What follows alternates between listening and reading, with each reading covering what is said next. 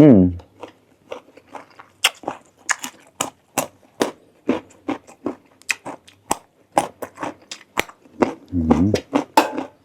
มังเออสำเนียงดาวสวัสดีทุกคนครับไก่เราตะเย่งวนเอากลิงเชียลาบนะเซมหอมติลาบอันเอาไงนะวันนี้มากินลาบครับลาบเองครับลาบหอยโคงครับเนี่ยประมาณนี้ครับลาบอันเอาไงเราจะกินกับผักสดนะครับเชียร์กับข้างในเราแต่นะแล้วก็มีข้าวเหนียวมาด้วยนะครับมากินด้วยกันครับเพื่อนๆกลิงเชียร์กับหมูจอดเราตะเย่เอาเล็กลายมันใหญ่นะแซ่บๆครับอุ้มดีอันนี้ซื้อมาแต่อันนี้ทำเองนะครับ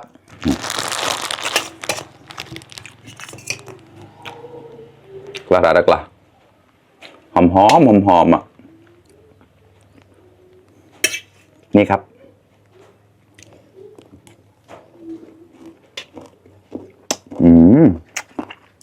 อร่อยมากล้าวมันก่อน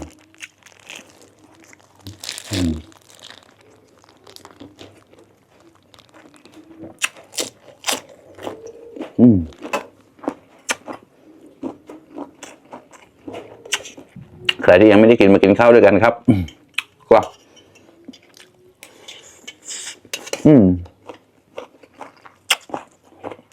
แครอท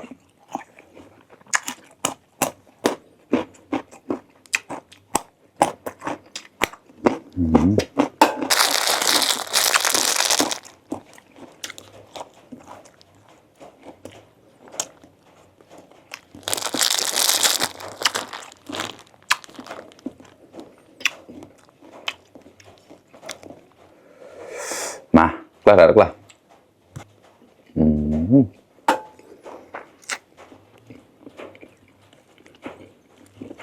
ดีมาก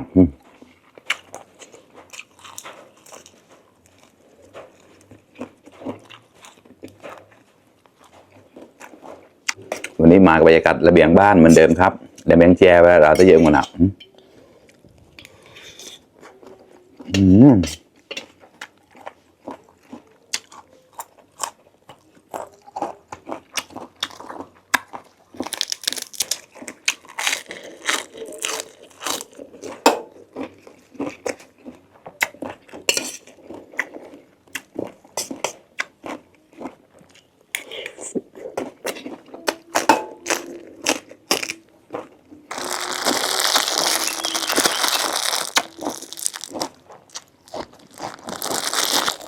วันนี้ไม่กินข้าวเจ้านะครับกินข้าวเหนียว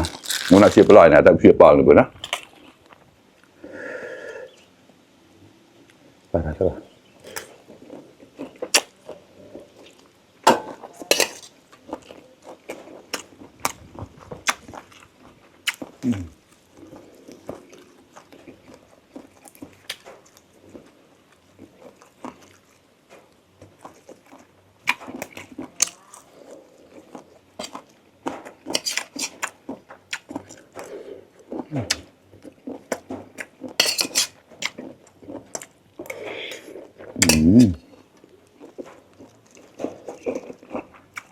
กระพือ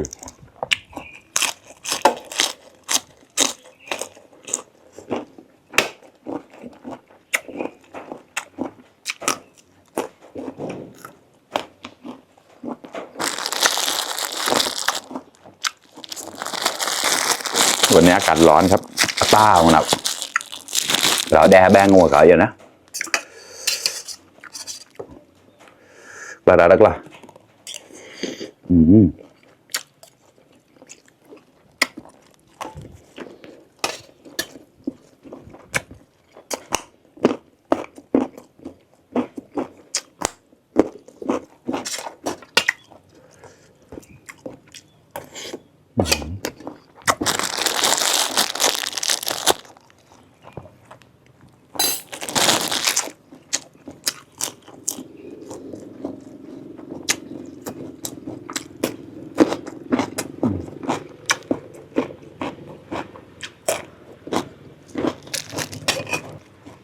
ไม่เคยลาบกินนะครับครั้งแรกเหมือนกันครับเนี่ย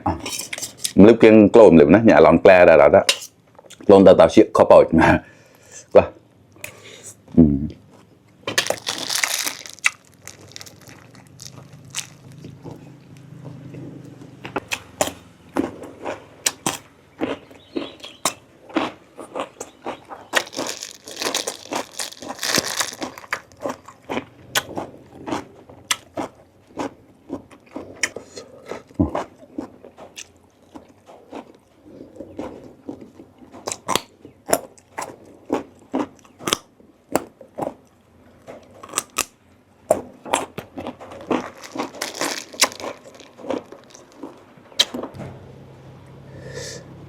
tập gì nó bằng xem la xem đó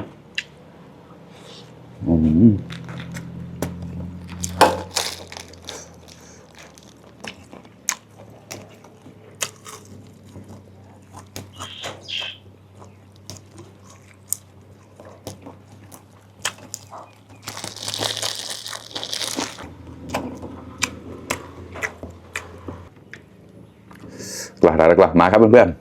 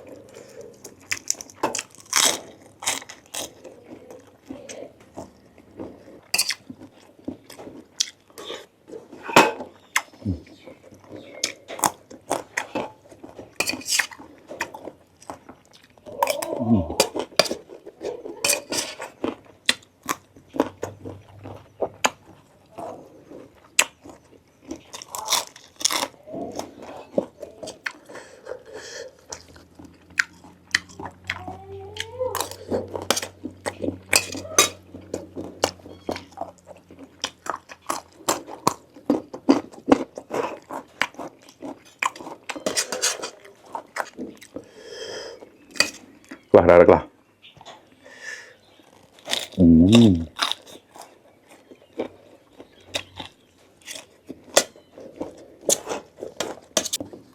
เผ็ดเหมือนกันนะครับเพื่อนๆเราเป็นปนกำลังเราเยอะมันแจกให้เราเนี่ย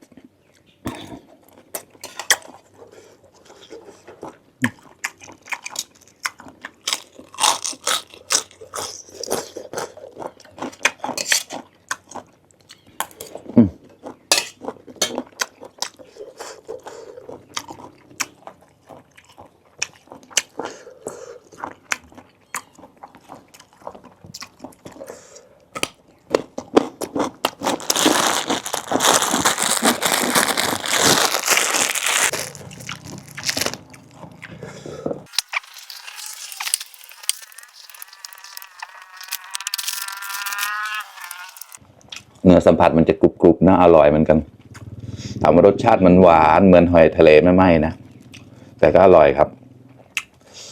เราได้จะตำต้องทำมะนาวง่ายปลาหนาวง่ายเนาะได้ตำปึ๊กๆเหนียวๆมันเลย